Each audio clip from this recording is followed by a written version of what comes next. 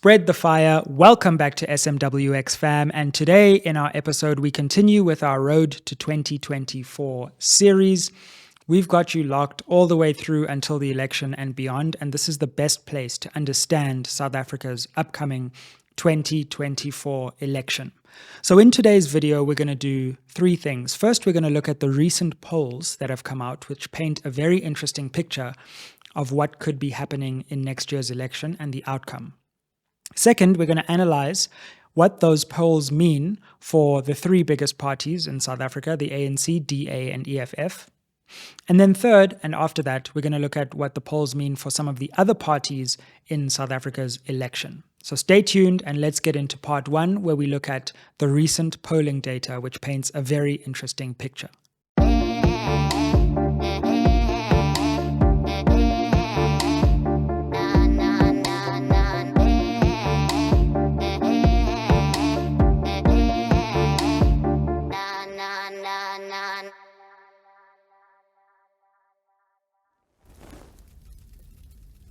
Okay, so let's get into it. Now, in our first Road to 2024 series, which as I say is linked in the description, we looked at the current landscape in terms of which party has how much support in South Africa. So you know that the ANC is around 57, for example, EFF was around 10. Go and check that video if you want the detailed stats.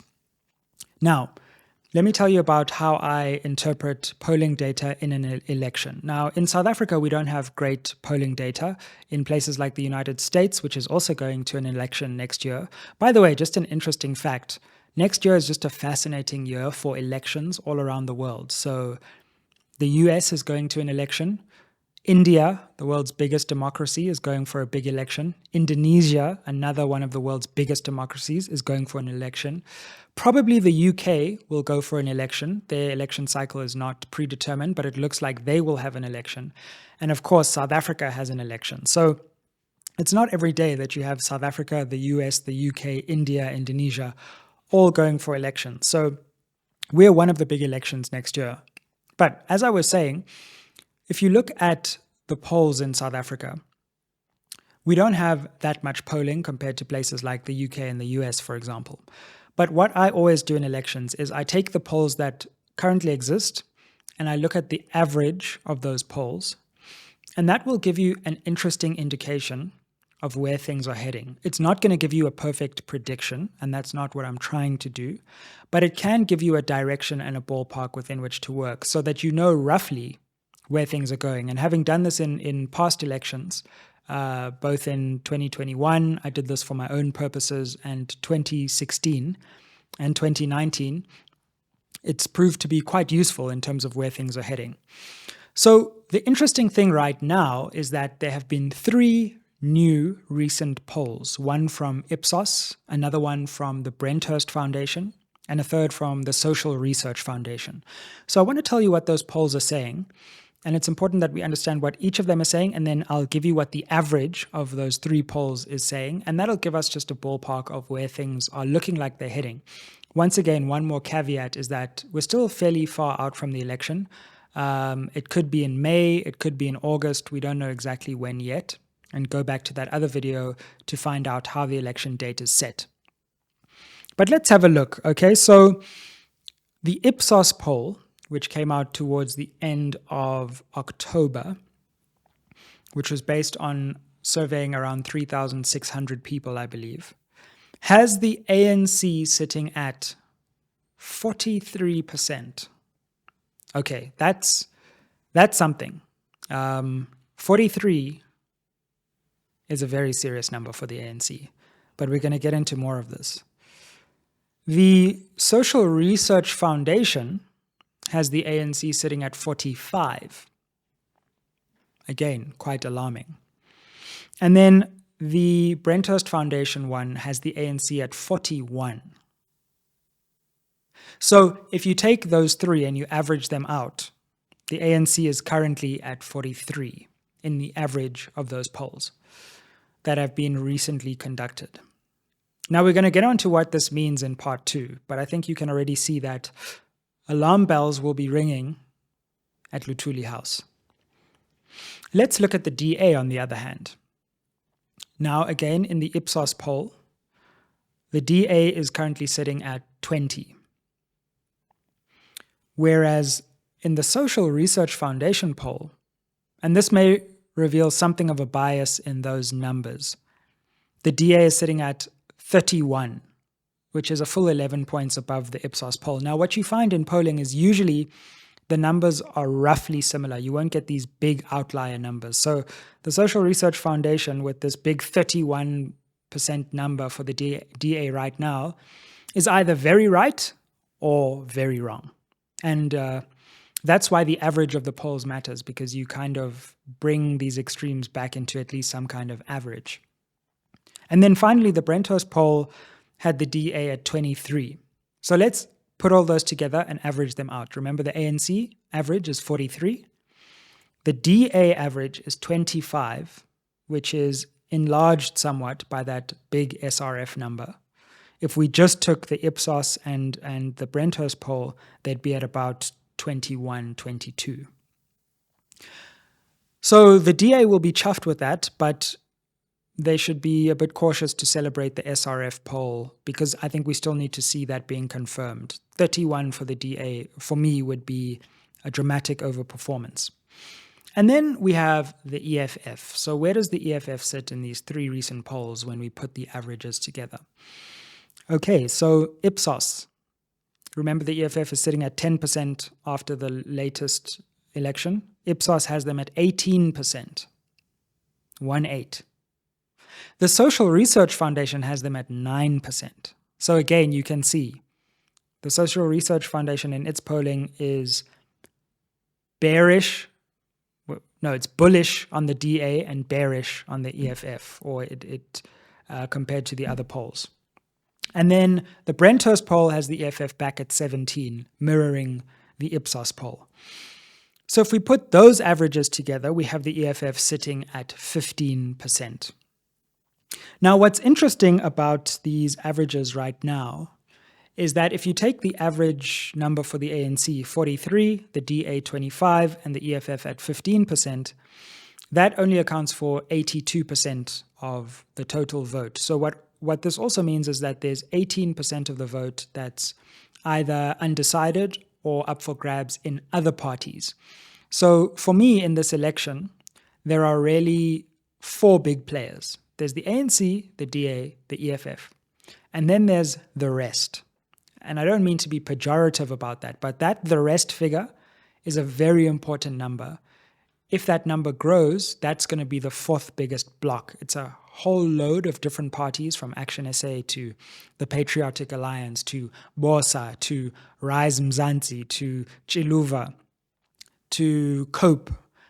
But that number will be very important too. So bear in mind that there's still a lot of the vote that isn't divided between the three biggest parties. So having looked at the average of the recent polls and having a sense of where the numbers stand, let's try and analyze what this means for the three biggest parties. Let's first look at this from the perspective of the ANC. Now, in the last video, the polling numbers were in a different place, and there was a suggestion that, in fact, if you looked at those polls, the ANC was going to get somewhere closer to 50%. And that would be an absolute dream scenario for the ANC, because, of course, that would mean it wouldn't need to go into coalition with any party in order to govern at least the national government outright.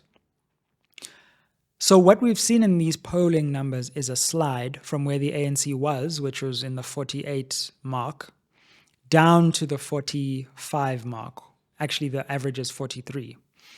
So Luthuli House should be worried by these polling numbers, very worried, because anything below 45, when those election results come out at the IEC Results Center, wherever we are in May, and we're all sitting there glued to our TV screens waiting for the results, the number you need to look for is, did the ANC get anywhere below 45 or below?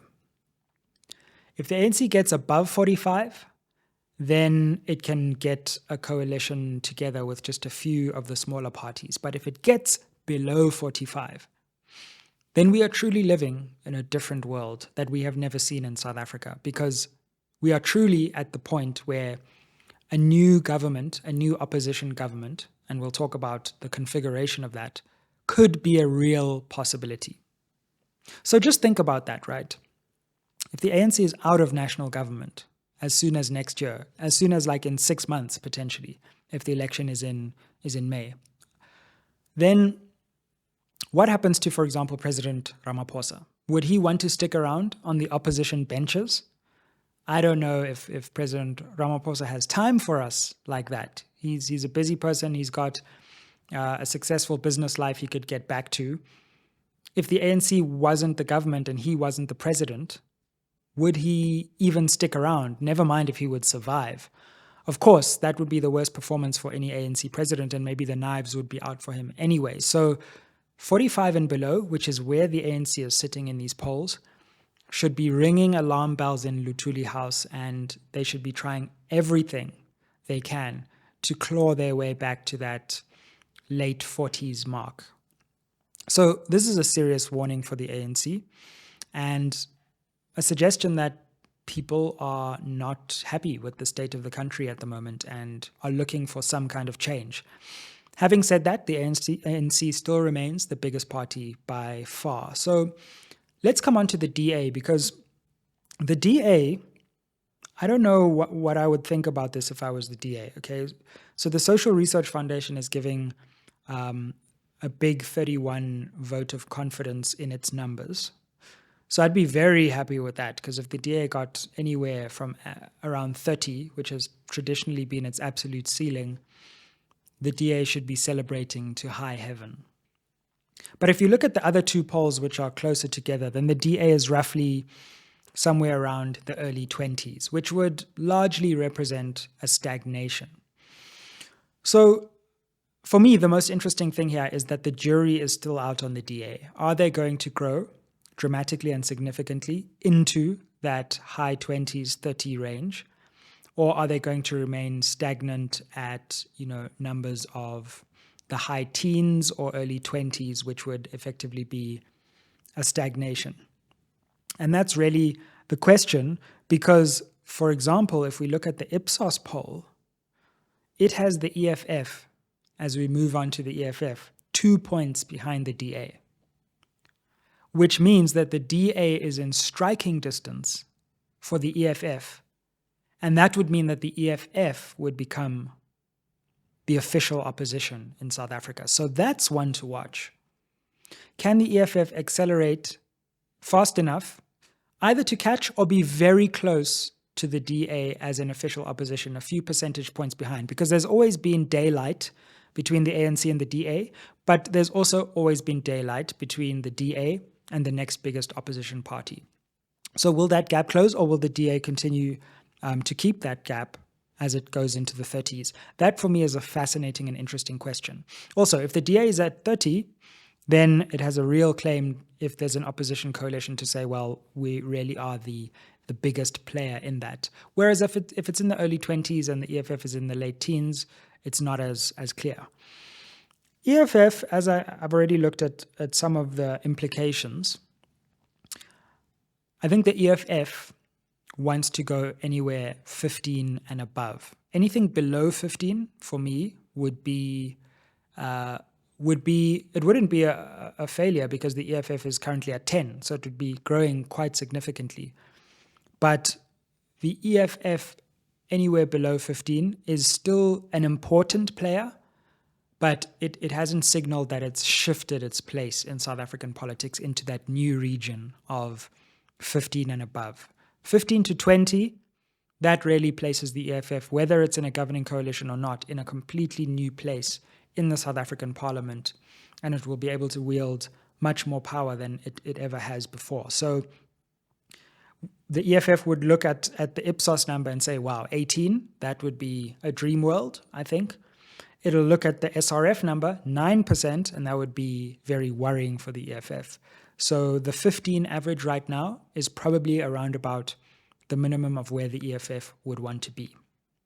So that's a look at what the polls have been saying. The next time someone asks you what do you think will happen in the South African election, rather than thumb sucking, you can actually have something to say about what the data is telling us at this particular moment.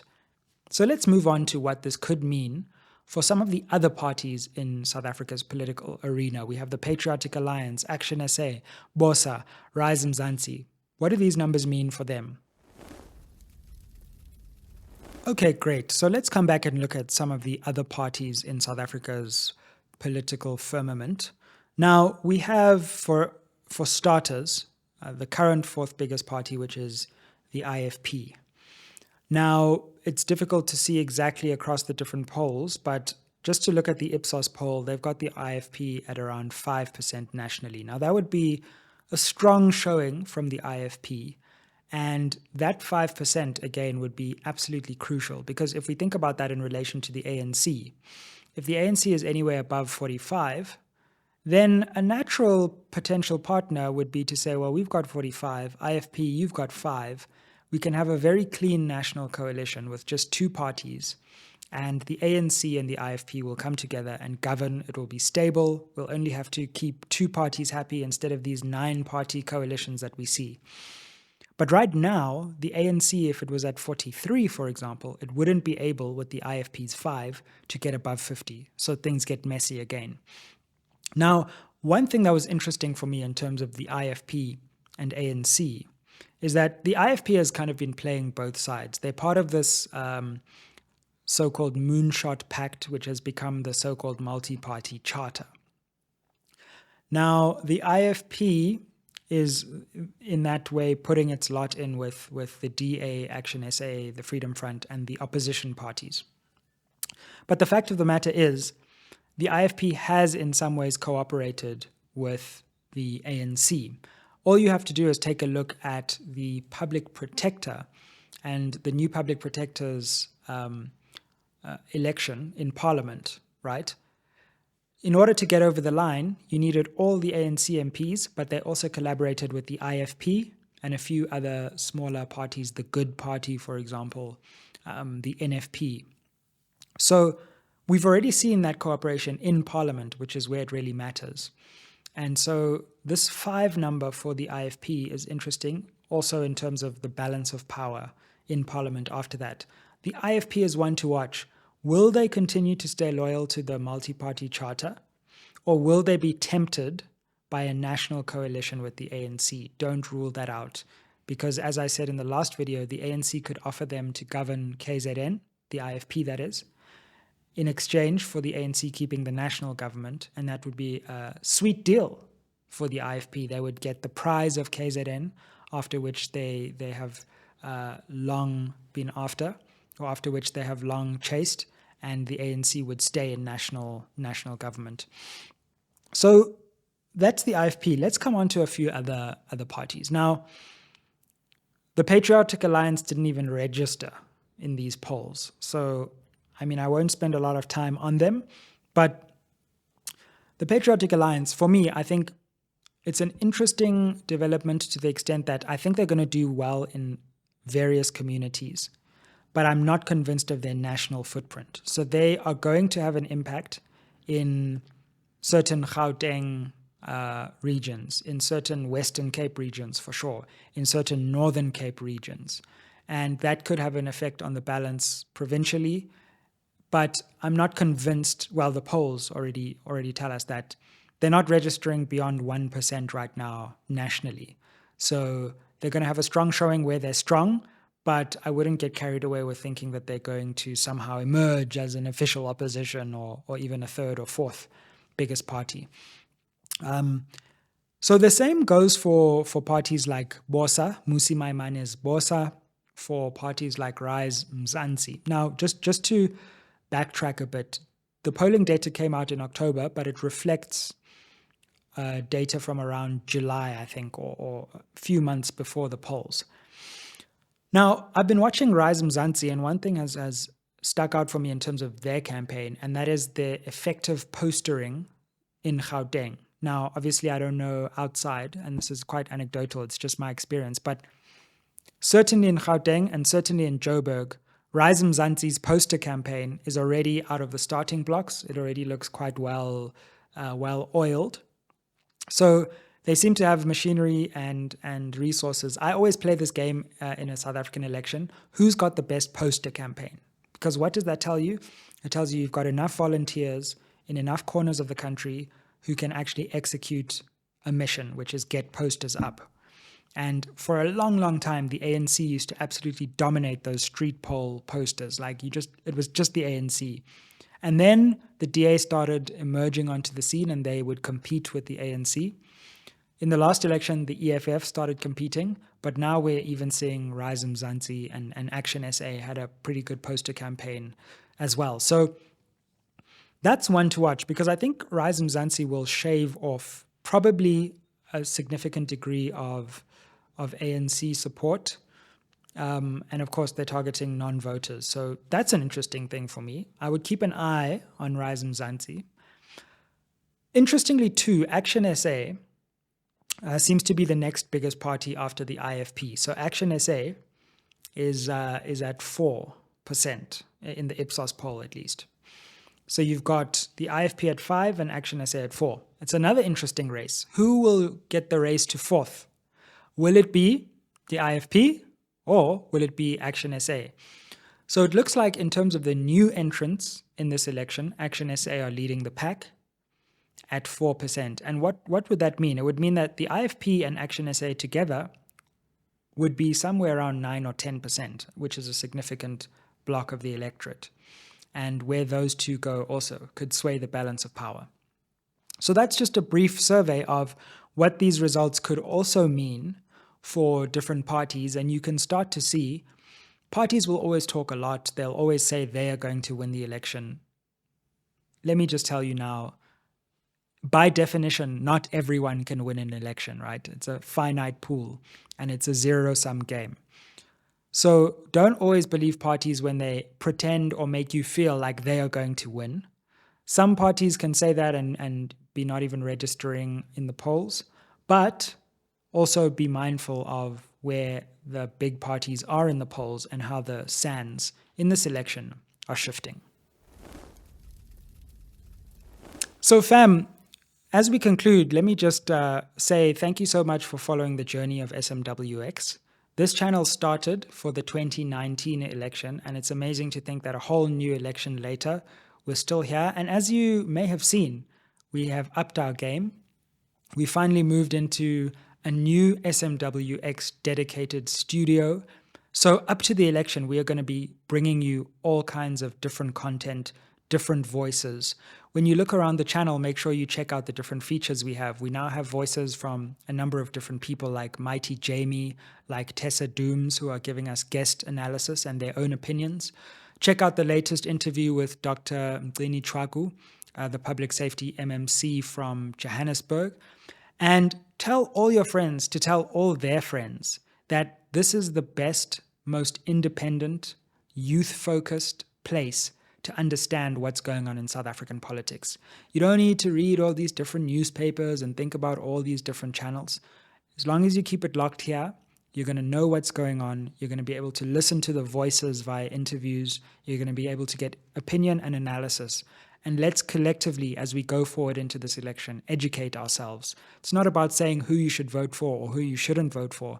It's about making sure that you are educated so that you know what's going on in this election.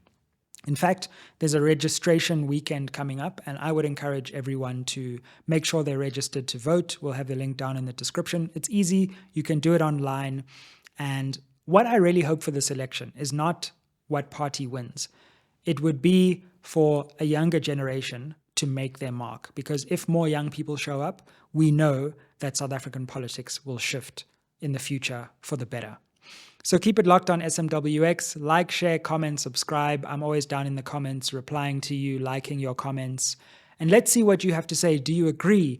Do you disagree? Well, it's all good as long as you're engaging and interacting. Keep it locked on SMWX. Aye.